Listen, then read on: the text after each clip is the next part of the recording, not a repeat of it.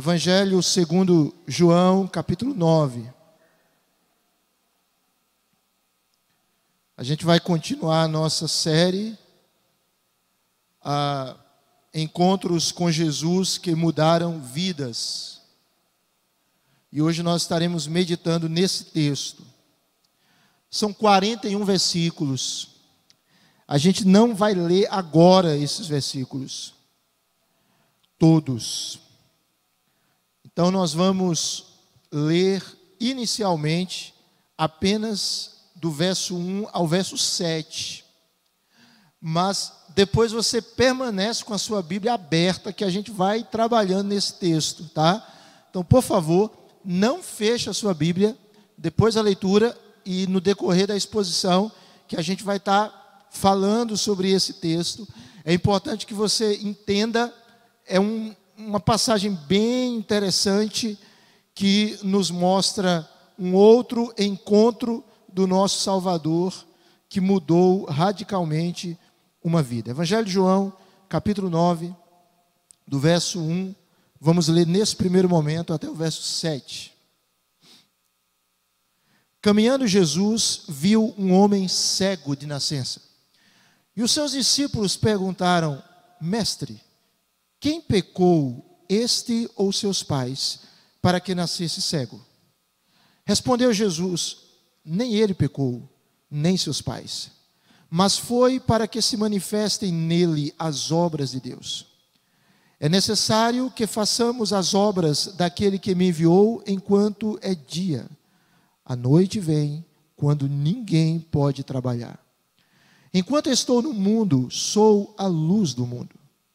Dito isso, cuspiu na terra, e tendo feito lodo com a saliva, aplicou aos olhos do cego, dizendo-lhe: Vai, lava-te no tanque de Siloé, que quer dizer enviado.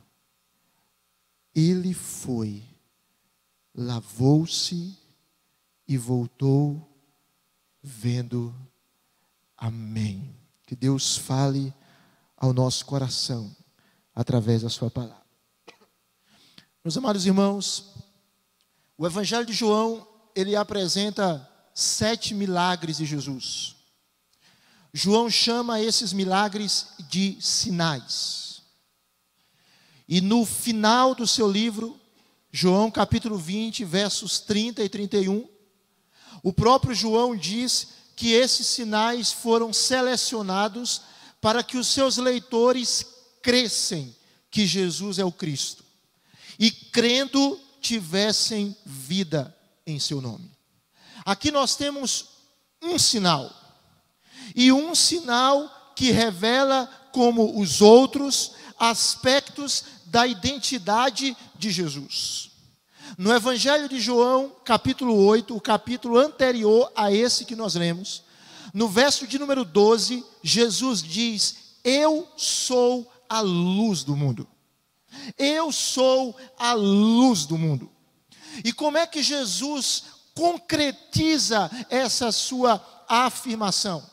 Como é que Jesus prova que Ele é a luz do mundo? Através da cura de um homem cego. Um homem cego de nascença. Quando Jesus cura esse homem, Ele está descrevendo que Ele é Deus.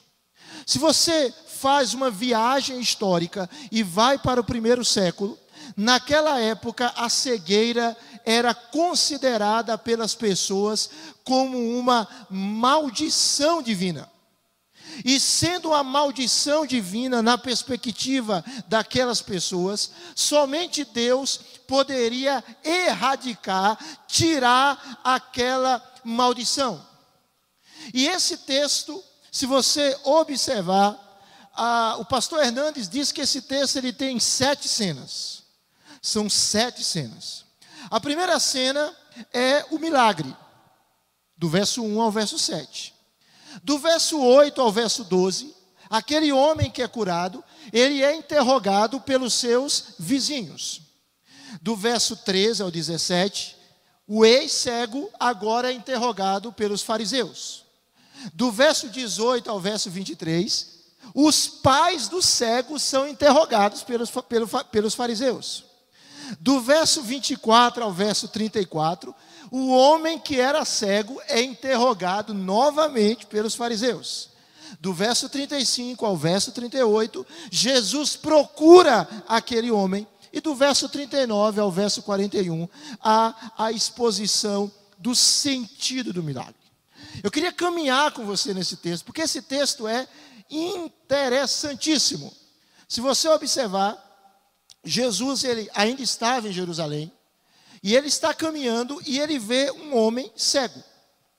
E aquele homem, diz o texto, é cego de nascença.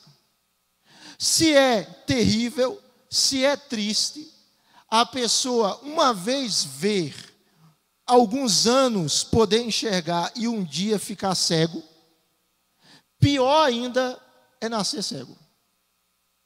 Então aquele homem, ele nunca tinha visto o mundo.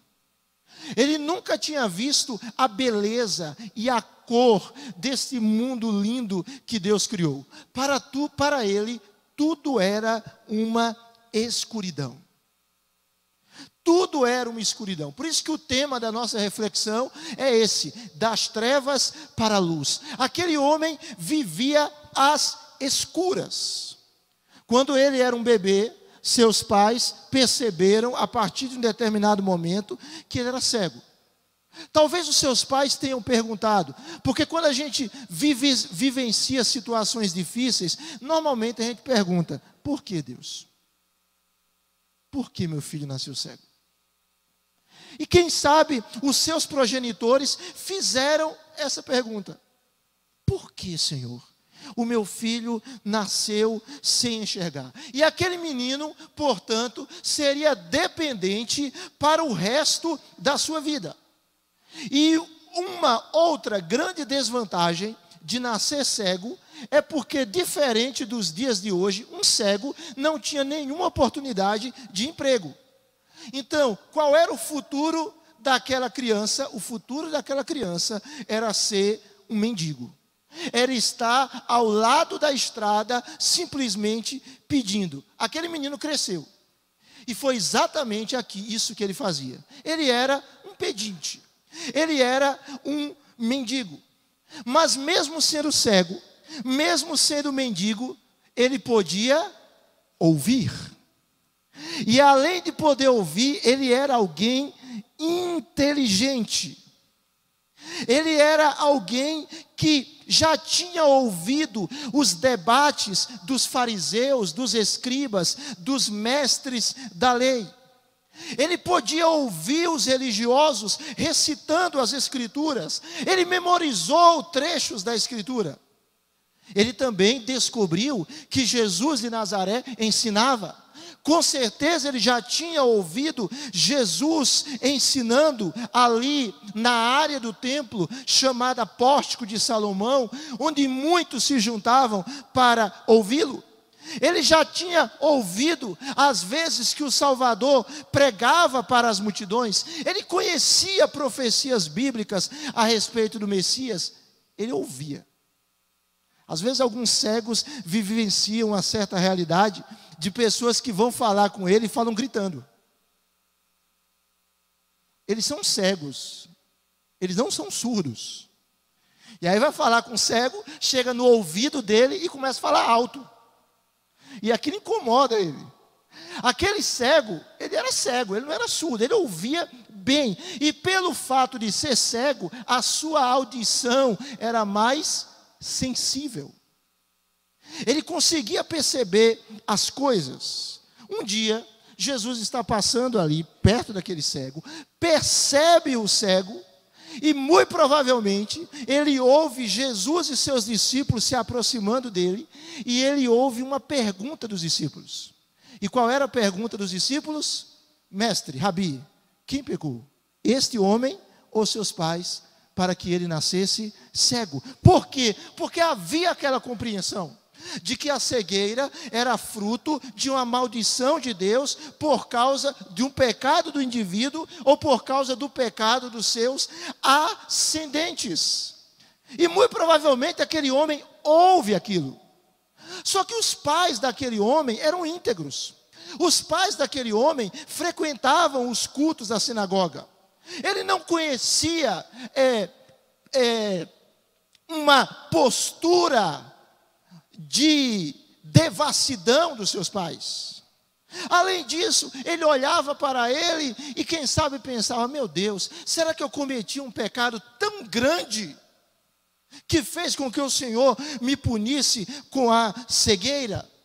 Mas aí Jesus dá uma resposta para os discípulos, e aquela resposta é de certa forma um alento para aquele cego. Jesus diz: nem ele pecou, nem os seus pais pecaram, mas ele é cego para que as obras de Deus sejam reveladas, sejam manifestas em sua vida. Jesus estava dizendo para os discípulos o seguinte: Deus é soberano sobre a infelicidade da cegueira dessa criança, da cegueira desse agora adulto. E quando essa pessoa que um dia nasceu cega se tornar adulta, e era a realidade que ela vivia naquele momento, o Senhor fará recuperá-la a vista. E essa pessoa vai ver a glória de Deus na face de Cristo. Jesus está mostrando para os seus discípulos que o nascimento cego daquela criança tinha um propósito, tinha um objetivo. Como todas as coisas têm um objetivo. Mesmo as situações mais difíceis, mais dramáticas, Deus quer de alguma maneira usar essa situação, nesse mundo de pecado, para a glória dele. Mas só que o cego não entende. E o cego talvez pergunte para si mesmo: quais são as obras de Deus? O que é que Deus vai fazer na minha vida? O que é que Deus vai realizar? Quais são essas ações de Deus pelas quais eu nasci cego?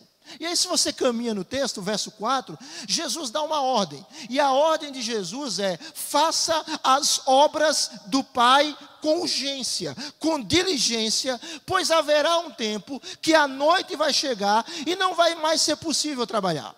Jesus aqui, ele está dizendo: é necessário fazer a obra de Deus, servir no ministério de Deus, realizar a vontade de Deus enquanto se tem oportunidade.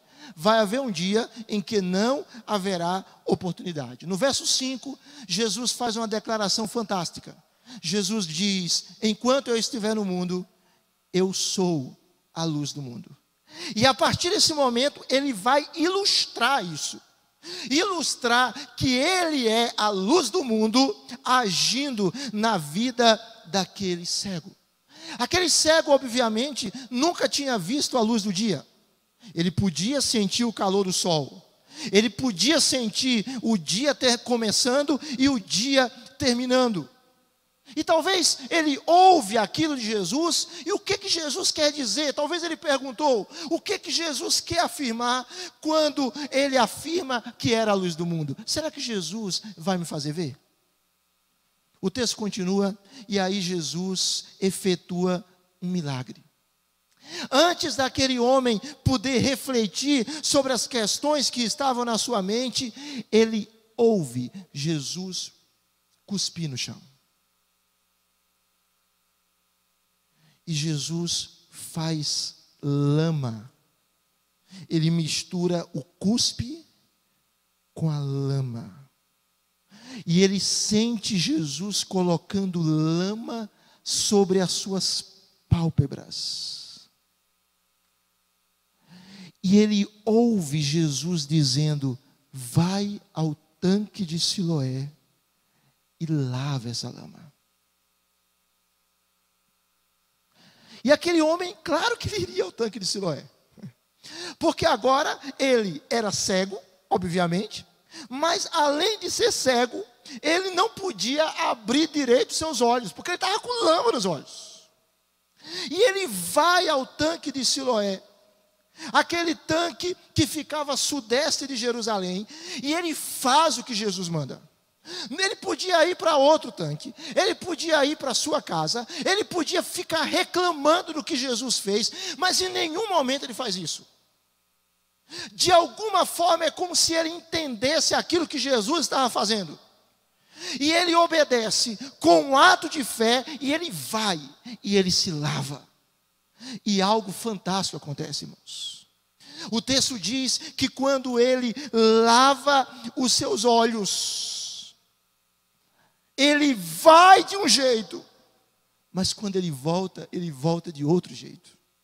Ele vai cego, mas quando ele volta vendo. O que esse texto está mostrando, irmãos? Esse texto está mostrando uma realidade da nova criação. Jesus aqui está efetuando um ato de criação. Ele está criando algo que não existia, porque aquele homem nunca tinha visto. Aquele homem nunca tinha enxergado. Aqui nós temos uma expressão de um ato criativo de Deus. E é muito interessante essa questão, porque se você observa, Jesus fez lodo com a saliva. E a Bíblia vai nos mostrar, irmãos, que quando Jesus criou o homem, ele criou o homem de quê? Ele criou o homem do pó da terra. E aqui Jesus recria a visão daquele homem, ou cria a visão daquele homem. É interessante que naquela época a saliva era usada como um recurso terapêutico. Aquele homem vai então cego e ele volta vendo. Imagine a emoção. Imagine ele abrindo os seus olhos pela primeira vez e vendo a água. Ele nunca tinha visto água. Ele só sentia água. Imagine ele abrindo os olhos e vendo a parede de pedra que cercava aquele tanque. Vamos imaginar, pense, irmãos, imagine. Ele nunca tinha visto ninguém, ele só ouvia as vozes. Imagine ele olhando, vendo as pessoas e as associando pela voz. Ele ligava as vozes das pessoas aos seus rostos, às suas faces. Imagine ele vendo as árvores, ele vendo as folhas verdes, ele vendo o céu azul, ele vendo as nuvens. Jesus criou algo que não existia. Agora aquele homem era capaz de unir algo que ele não unia. Ele era capaz agora de unir som e imagem. Ele pula de alegria, ele exulta e ele corre para casa. E ele vai contar para os seus pais. E os seus pais se alegram, e os seus pais festejam, e os seus pais jubilam com aquele filho adulto que agora via. Um milagre maravilhoso aconteceu. Mas aí começam os diálogos do texto. Os muitos diálogos. Porque nós temos o primeiro, o interrogatório dos vizinhos. Não perca a linha do texto. Presta atenção. O interrogatório dos vizinhos. Eles querem saber primeiro quem fez aquilo. Versos de número 8 a 12. Os vizinhos e os que antes conheciam aquele homem de vista como mendigo, perguntavam: não é este o que estava sentado pedindo esmolas? Verso 8. Aí uns diziam: é ele. Outros diziam: não, mas se parece com ele. Ele mesmo dizia o quê? Sou eu. Ele mesmo dizia: sou eu. E aí o texto vai mostrar que depois deles quererem saber quem ele era, se ele era aquele cego e agora ele via, eles querem saber como ele foi curado. Como ele foi curado. E aí ele explica no verso de número 11, um homem chamado Jesus fez lodo, untou-me os olhos e disse-me: vai ao tanque de Siloé e lava-te. Então fui, lavei-me e estou vendo. Jesus fez essa mistura de saliva com lodo, e no ato sobrenatural ele me curou. Aí os vizinhos querem saber agora, não apenas se ele era o cego, não apenas como, agora eles querem saber onde Jesus está. Ele está onde? Onde é que esse homem está? Onde é que esse homem que cura cego está? Porque não há na história, antes desse evento, uma cura de cego. Isso aqui é um fato absolutamente inédito. Onde é que ele está?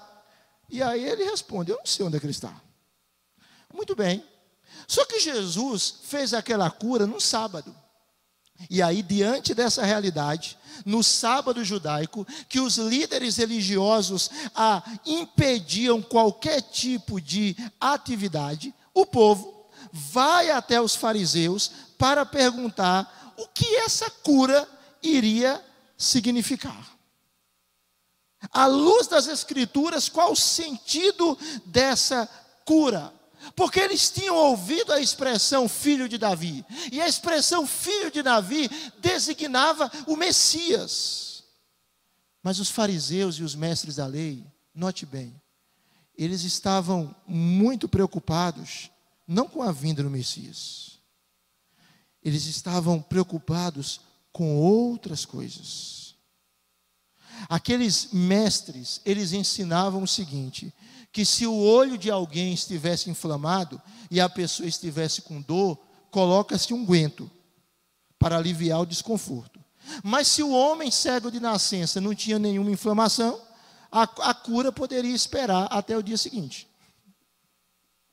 E aí nós temos 5 interrogatórios dos fariseus. Perceba aí o texto. Se você notar, a partir do verso 13 até o verso 16, os fariseus começam a pedir ao homem que relatasse com detalhes aquilo que havia acontecido. E como é que eles chamam Jesus? Eles chamam Jesus de esse homem. Esse homem, é essa a expressão do verso 16. Esse homem. Veja que os escribas e fariseus vão perguntar como aquele homem chegou a ver, e ele repete a mesma coisa que ele tinha dito: aplicou o lodo aos meus olhos, lavei-me e estou vendo. E os fariseus dizem: esse homem não é de Deus. Ele não é de Deus porque ele não guarda o sábado.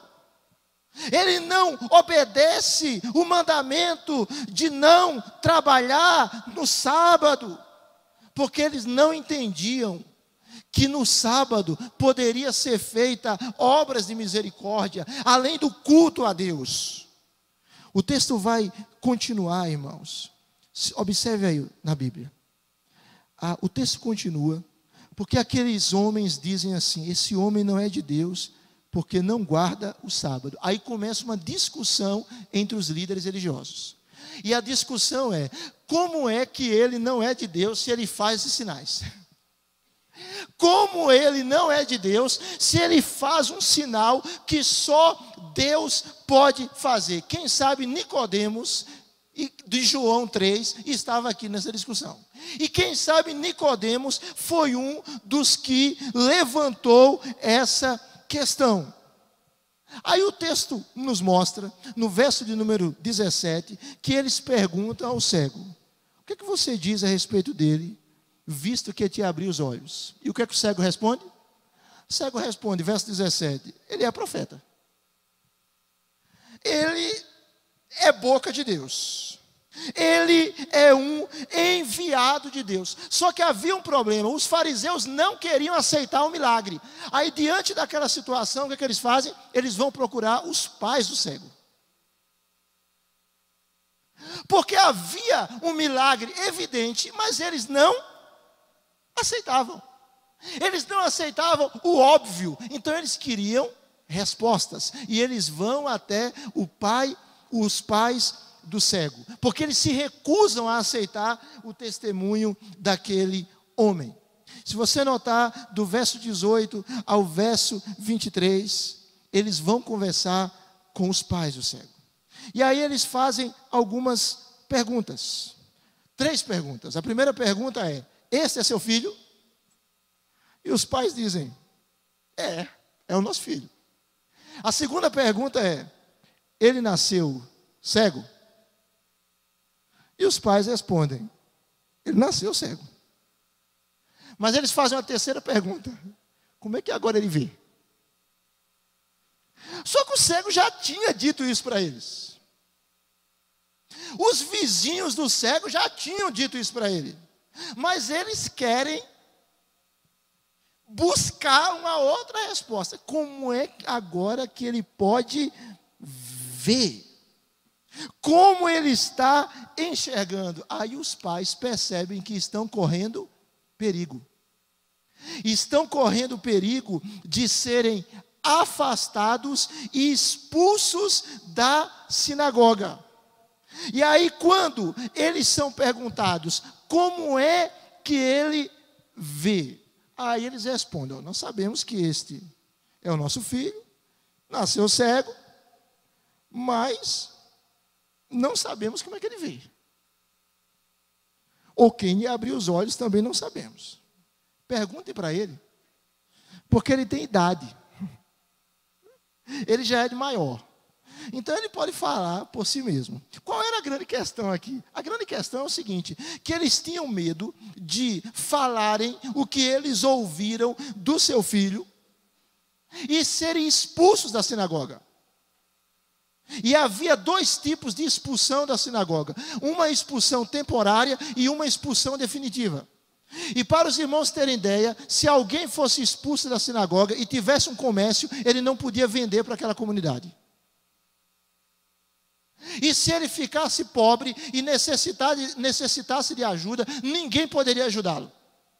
Então, ser expulso da sinagoga era algo grave. Aí o que é que os pais fazem? Os pais fogem da pergunta e colocam o filho numa situação difícil. Vai perguntar novamente a eles. Os líderes fazem o quê? Voltam para o cego de nascença e aí dizem, verso 24: dê glória a Deus. Dá glória a Deus, porque nós sabemos que este homem é pecador. Eles estavam assim, como convencidos que o cego não tinha contado tudo o que sabia. E aí eles dizem: esse Jesus, aliás, eles nem chamam de Jesus, é pecador. Por quê? Porque ele desrespeitou o sábado. E eles tentam levar aquele cego a uma contradição, porque eles estavam vendo que aquele cego, ou ex-cego, agora de fato via. E aí eles fazem mais 2 perguntas. Não perca o ritmo. Eles fazem mais 2 perguntas. A primeira pergunta é: o que ele fez a você? Verso de número 26. E a segunda pergunta: como ele abriu os seus olhos? Aí o cego responde: eu já disse isso para vocês. E vocês não atendem. Vocês querem ouvir outra vez? Ou seja, o cego, ele dá uma esquivada. Só que ao mesmo tempo, ele dá uma espetada. Ele diz assim: vocês querem se tornar discípulos dele?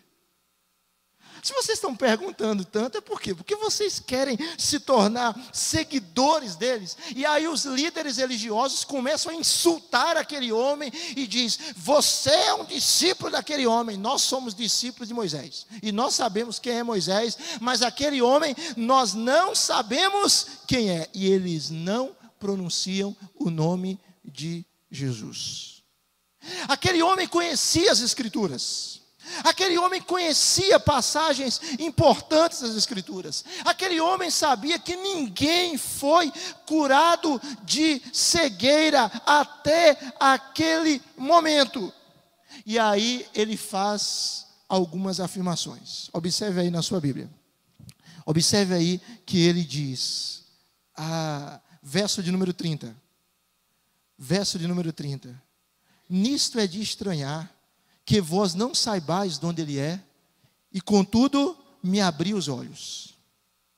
E aí ele faz uma outra afirmação, né? Vocês dizem que não sabem de onde ele vem, mas ele abriu meus olhos.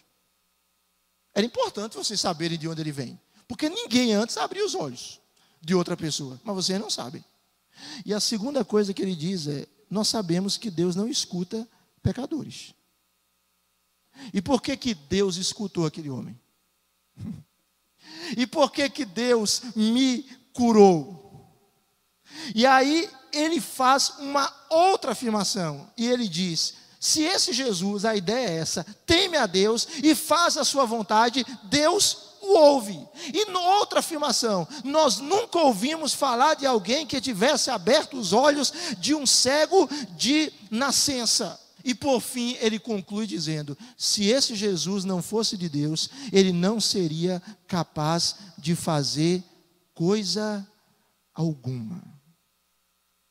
Aí os líderes no verso 34 retrucam ele e diz: você nasceu em pecado, quem é você para nos ensinar? E simplesmente o expulsa. Esse é o relato. Tomei um certo tempo, mas para você entender. Mas agora vem o X da questão. E nesse segundo momento da nossa reflexão, eu queria que você continuasse atento. É o encontro de Jesus com o cego. Porque se você acompanhar o relato até o verso de número 34, nos mostra a realidade da cura física daquele cego. Mas a partir do verso 35 até o verso 38, vai nos mostrar o que aquela cura física apontava, para o que aquela cura física indicava, o que Jesus queria realizar na vida daquele cego, daquele homem que não via. O Senhor Jesus ouve sobre a expulsão do cego na sinagoga. A notícia se espalha. E quando Jesus ouve, o que ele faz? Ele vai procurar o cego. Ele busca o cego. E quando Jesus o encontra, irmãos, verso de número 35, observe.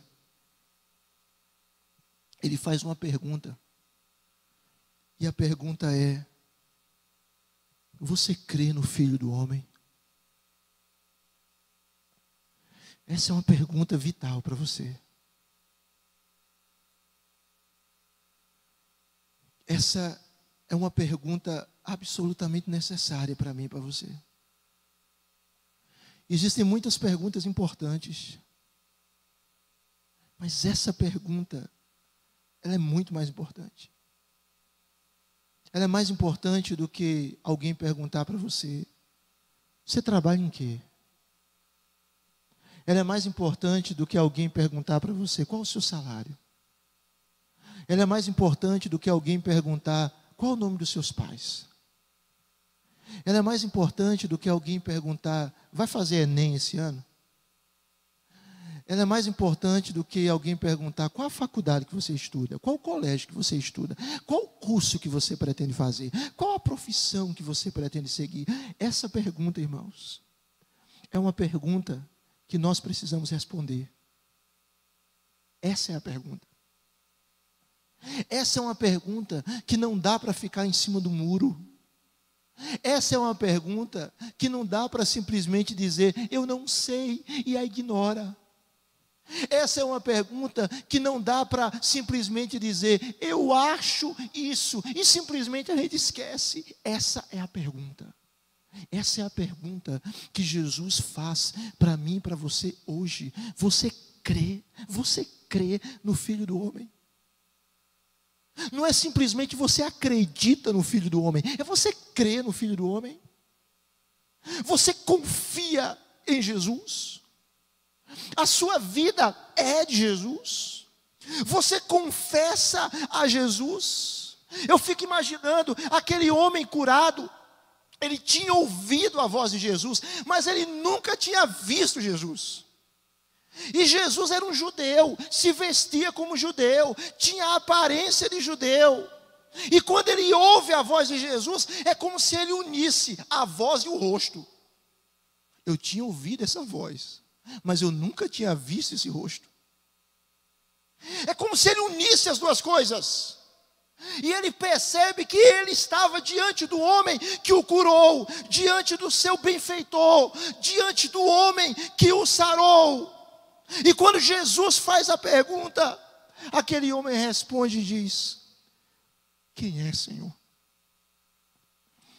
Quem é? Para que eu nele creia. Quem é o Filho do Homem? Quem é aquele que foi prometido, aquele que foi profetizado no Antigo Testamento? Quem é aquele que é falado por Daniel junto com o ancião de dias? Quem é aquele que eu espero? Quem é aquele que eu, mesmo sem poder ver, queria ouvir a sua voz?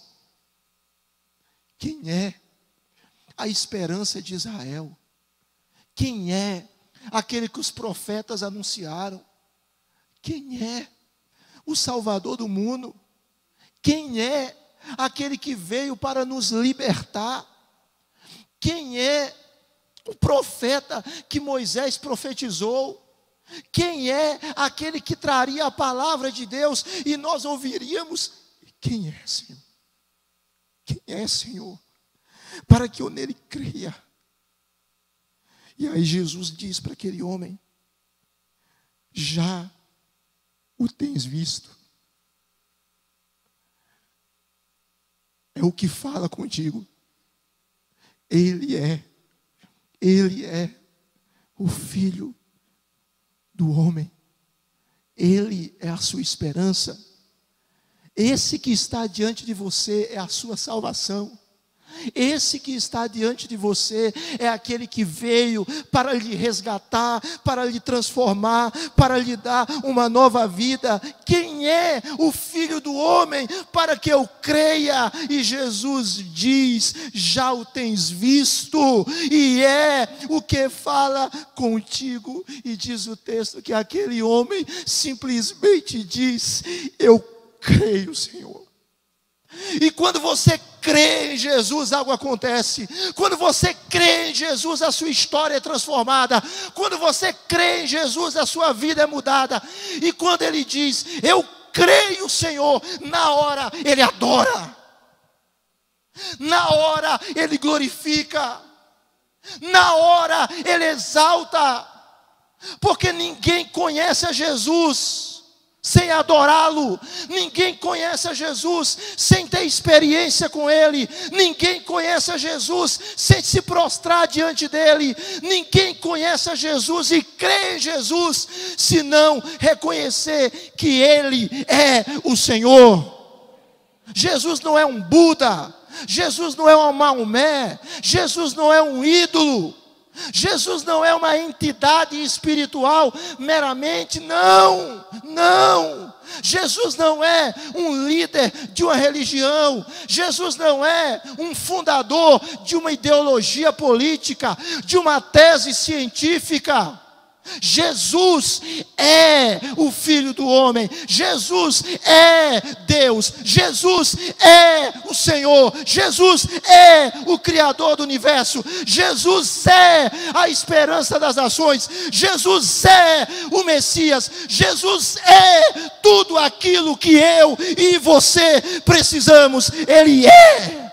E quando nós sabemos quem Ele é, nós nos prostramos e o adoramos. Aquele homem tinha ouvido a voz de Jesus. Aquele homem tinha sido curado por Jesus, sem ver a face de Jesus. Mas quando aquele homem vê a face de Jesus, ele recebe uma luz agora, não para os seus olhos. Ele já tinha recebido luz para os seus olhos. Aqui ele recebe a luz para a sua alma. Aqui ele vê o evangelho da glória de Cristo. Aqui não apenas os seus olhos foram abertos, mas os seus olhos espirituais foram desvendados. Aqui ele contempla o evangelho da graça de Deus. Aqui aqui a vida dele é salva. Aqui o milagre que ele recebeu recebe o seu significado maior. Aquele homem tem cura física, ele vê fisicamente, mas aquele homem tem cura espiritual, ele vê espiritualmente. Se você observar o texto vai mostrar que Jesus diz que ele é aquele que tem autoridade para julgar os descrentes, incluindo os líderes religiosos. E Jesus diz essas palavras na presença dos fariseus. E os fariseus dizem: você está dizendo que nós somos cegos também? Para eles a declaração de Jesus era uma acusação mentirosa. Os fariseus achavam que tinham vista perfeita. Os fariseus achavam que estavam muito bem. E aí Jesus disse: se fossem cegos, embora neguem, não teriam pecado. Mas de fato vocês pecaram. Agora que afirmam ser capazes de ver, seus pecados permanecem com vocês. Queria caminhar para o final, presta atenção. Há dois caminhos antagônicos nesse texto. Presta atenção. Há dois caminhos opostos nesse texto. Há o caminho dos fariseus, que é o caminho da incredulidade, que é o caminho da descrença, que é o caminho de sempre ficar questionando. E nunca chega à fé. As pessoas que sempre questionam, mas nunca chegam à fé. As pessoas que sempre dizem: mas por que isso? Mas qual o nome da mulher de Caim? Por que nesse texto, nesse evangelho, fala de um cego e no outro evangelho fala de dois? Por que aqui nesse texto? É porque eram dois, mas um enfatiza um. Por que nesse texto fala de dois endemoniados e no outro texto fala de um? É porque eram dois, mas um evangelista enfatiza um. Onde é que vai ser o novo céu e nova terra? E a Bíblia é a palavra de Deus mesmo? Será que é? Aquelas pessoas que sempre questionam, sempre levantam dúvidas, mas nunca chegam ao óbvio, de que a palavra de Deus é a verdade e de que Jesus é o Messias. Aquelas pessoas que estão sempre levantando questionamentos, elas aprendem sempre e nunca chegam ao conhecimento da verdade. Elas ouvem, mas elas não são salvas. Essa é a realidade dos fariseus. Mas aqui nós temos a outra realidade, que é a do cego. Se você olha o texto, o cego ele vai num caminho. Primeiro, no verso 11, ele apenas olha para Jesus, olha no sentido metafórico, e ele chama o homem Jesus. No verso 17, ele considera Jesus um profeta. No verso 27, ele considera Jesus um operador de milagres. No verso 33, ele vê que Jesus é um homem de Deus. Mas isso não é suficiente para salvar. No verso 35, ele crê que Jesus é o Filho do homem. E no verso 38, ele adora. Ele adora. Há um processo aqui. Das trevas para a luz. Da cegueira para a visão. A pergunta que nós precisamos fazer é: com quem a gente se identifica nesse texto? A gente se identifica com os fariseus, com os religiosos, que conhecem a Bíblia, mas não são salvos, conhecem teologia, são excelentes questionadores, mas não são salvos. Quem somos nós nesse texto? Ou será que nós somos os vizinhos do cego? Nós somos curiosos. Nós gostamos de saber dos milagres. Nós gostamos de saber do que está acontecendo, das coisas que Deus está fazendo, mas a gente para por aí. A gente olha Deus fazendo nos outros, mas aquilo não acontece em nós. Quem nós somos? Nós somos os pais daquele cego que não querem se comprometer, que não querem perder privilégios, que não querem ser escanteados por causa de Jesus, não querem ser criticados por causa de Jesus, preferem ficar bem com todo mundo, mas ficar bem com todo mundo significa negar Jesus, não afirmar quem Jesus é. Quem nós somos? Ou nós somos aqueles que um dia eram cegos, porque a Bíblia diz que o diabo cega o entendimento dos incrédulos. Um dia nós éramos cegos, mas agora vemos. Com quem você se identifica? Você é esse cego que um dia você não entendia do Evangelho, que um dia você não cria no Evangelho, que um dia você não aceitava o Evangelho, que um dia você talvez até tivesse familiaridade com o Evangelho, mas os seus olhos espirituais não foram abertos. Você pode dizer: eu creio em Ti, Jesus. Você pode dizer: eu creio que Tu és o Filho do homem. Você pode adorá-lo. Vamos nos colocar de pé, irmãos.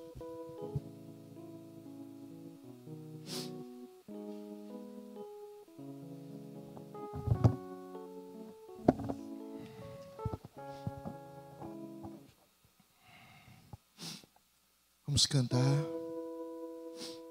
Quem é Jesus para você? Quem é Jesus para você? Você tem a experiência de ser salvo em Jesus? Você tem a experiência de ser crente em Jesus?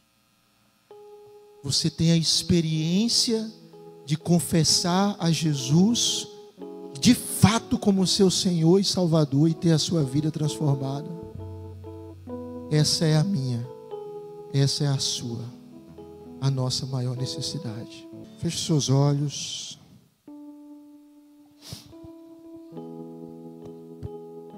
Vamos orar. 2 Coríntios 4, verso 4 diz: nos quais o Deus desse século cegou o entendimento dos incrédulos, para que lhes não resplandeça a luz do Evangelho da glória de Cristo, o qual é a imagem de Deus.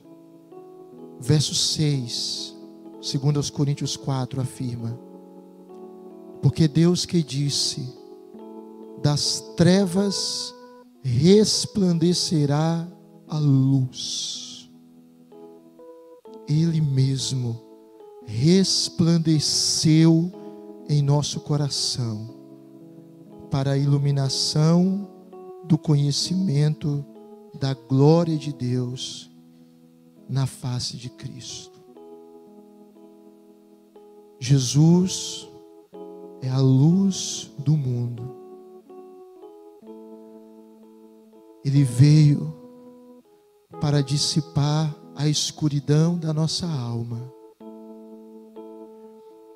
Ele veio para nos guiar no caminho da vida. Nós vivemos em um mundo cheio de trevas, em que as pessoas vivem desorientadas, seguindo ideologias, filosofias, doutrinações diabólicas. Dias de escuridão, mas as trevas não prevalecem contra a luz. E Jesus veio para destruir as trevas da nossa alma e para que a gente veja. Eu era cego e agora eu vejo. Eu não entendia o Evangelho, mas agora eu entendo.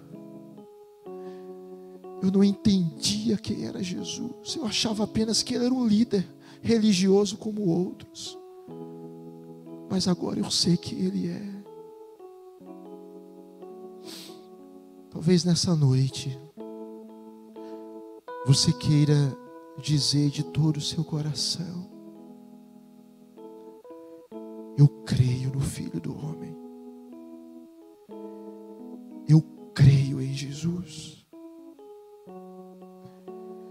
Eu creio e eu confesso que Ele é o meu Senhor, que Ele é o meu Salvador, que Ele morreu por mim. Eu era cego, mas agora eu vejo. O Evangelho entrou no meu coração. Você quer declarar isso com todo o seu coração para o Senhor? Eu queria orar por você. Queria convidar você, onde você estiver, a levantar uma das suas mãos e dizer: eu creio, Senhor, em Ti. Eu te confesso, Senhor, Tu és o Cristo, o Messias. Tu és o Salvador do mundo. De olhos fechados, onde você está? Onde você está? Levante uma de suas mãos. Eu quero orar por você. Deus te abençoe. Deus te abençoe. Deus abençoe a sua vida. Há mais alguém? Onde você estiver e você deseja confessar Jesus de fato como seu Senhor e seu Salvador, onde você estiver, onde você está, Deus te abençoe, em nome de Jesus. Deus te abençoe. Há mais alguém? Onde você estiver. A igreja em oração, a gente está terminando esse momento. Onde você estiver e você diz: Senhor, eu creio em Ti, eu creio em Ti, eu creio em Ti. Há mais alguém? Se você quiser, a gente está encerrando esse momento. Onde você estiver, em nome de Jesus, levante uma de suas mãos e diga: Senhor, eu confesso a Ti como meu Senhor, como meu Salvador, como a minha luz que veio dissipar as minhas trevas. Deus te abençoe, querida, em nome de Jesus. Há mais alguém? Onde você estiver, onde você estiver, Deus te abençoe, em nome de Jesus. Nós vamos orar. Nós vamos orar. Feche os seus olhos. Onde você está? Onde você está? Você que confessa isso, coloque a mão no seu coração. Onde você está? Coloque a mão no seu coração. E nós vamos orar ao Senhor nesse instante. Senhor, muito obrigado, Senhor.